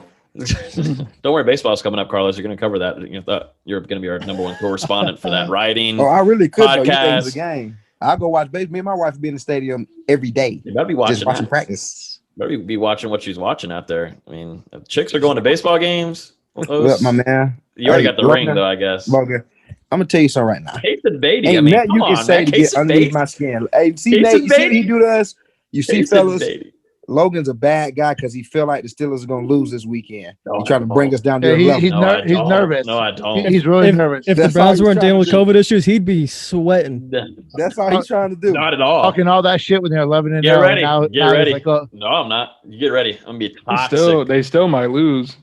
They still might get beat 24-22. Landon Dickerson just won the Remington Award for the best center in the country. Nate, let me ask you a question. How does he leave Florida State and then go to Bama and become like some All-American? You couldn't block a soul here. I can answer that. Yeah, because you saw the joke of the program we were. You couldn't block worth a plump nickel, but you go to Bama and you are All-American? Well, here's my thought. The coaching on Landon. I think he's always been talented. He battled some injuries early on, and we all know the coaching that he was getting was probably subpar. And he was We were the ones. Now, I wouldn't say often, but he was made fun of or challenged for his desire to keep pushing and wanting to get better when his teammates weren't necessarily on the same page. So I think he probably just said, "Fuck it," and I'm out. But giving up multiple sacks is called effort on a singular human. I'm talking about as you played. I'm not talking about what happened inside the house. Inside the house, I agree with you. Yeah, my coach is shitty. I gotta go. Like my teammates on the same thing. I gotta go. But we all know that Bama's got the best deer antler spray and horse steroids out there. But how does one go from giving up 2 or 3 sacks a game to winning the Remington Award? Coaching and culture. I think better coaching, better culture, better program. Culture? I'm gonna be honest. I can't go with coaching. I'm gonna go with culture. I'm gonna go with culture and what you walked into. Because now, how many guys is Alabama's offensive line been in the NFL the last it don't take 3 you years? too much to block nobody one-on-one. I'll take any of them. You sat here and said, Karlos, about how, like, back when you were there, about the accountability that each player had for each other. Florida State didn't have that, and Bama has that, and probably they have that in droves right now. So he wasn't going to go there and half-ass. It's either step up your game or culture. You're right. Just he had to change. He had to change. Yep. So I don't ever think it was about ability. I think it's just a combination of everything. He went to Bama and started though. Like, yeah. He's always. No, that really does say though. No, what it does he say started though, at every position at Bama. Were trash at that. Like that. Started at tackle. Y'all were so trash. Y'all were that trash. He went to Bama and won the Remington Award. You sacks. It started at all 5 positions, if I'm not mistaken. From tackle to tackle. At some point, he played left tackle, left guard. Y'all picked on me because I kept wanting to push, and I wouldn't win a Remington. You losers. Hey, Dickerson, hats off to you, bro. Congratulations, Dickerson. You damn sure deserve it, bro. He turned himself into a day 2 draft pick. Yeah. If you hadn't gotten hurt. Yeah. Like maybe round 2. Yeah, when you win. I mean, when did Stort go? When did Stort go? Wasn't he like 4th round? Yeah. Yeah. Let's see. I remember I was standing inside the Moore Center talking to Coach Coley, and in walks Brian Stork weighing like 230 pounds. You're right. High school. And Coley's like, hey, that's going to be the next great center at Florida State. I'm like, no way. Yeah. Stork would come to work in some flip-flops, some jeans, and a Salt Life shirt, and work. Then work and go to work like 9 to 5. Clock in. I went to class today, but I'm finna clock in right now. And he went to work. I'd pay money to watch Stork versus Jernigan. I'd pay money right now. I'd pay so much money. Yes, I would. Yes, I would. It would be like watch. The fight would be over quick. Jernigan would win pretty fast. Jernigan would. Do you know? You're the one that always talks up local amateur. Dude. I thought it'd be a good battle.